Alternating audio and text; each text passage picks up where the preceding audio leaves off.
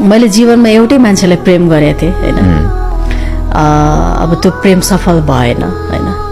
अब मैले धोका दिएको चाहिँ होइन, धोका पाएको चाहिँ हो होइन। तर पनि के लाग्छ भने ठिक छ, जे हुन्छ राम्रैको लागि हुन्छ होइन। प्रेमले चाहिँ मान्छेलाई जस्तो कि कमजोर बनाउँछ नि, जब बिछोड पछिको कमजोरले चाहिँ उसलाई जब ऊ निको हुन्छ नि, उठ्छ नि, चट्टान भएर उठ्छ क्या। नि त्यस पछाडि कुनै पनि आधी बेरीले उसलाई लडाउन सक्दैन क्या। त्यस पछाडि पनि प्रेम हुन्छ। पहिलो प्रेमको धोका पछाडि मान्छे उठे पछाडि अब दोस्रोचोटि पनि प्रेम त हुन्छ नि। त्यो प्रेम फेरि पनि सक्सेस भएन भने त्यसले त्यति चोट दिँदैन त है, त्यति चोट दिँदैन। किनभने जति फिल गर्यो नि उसले होइन, चोटको महसुस भयो नि, त्यो पहिलो प्रेममै भयो क्या होइन।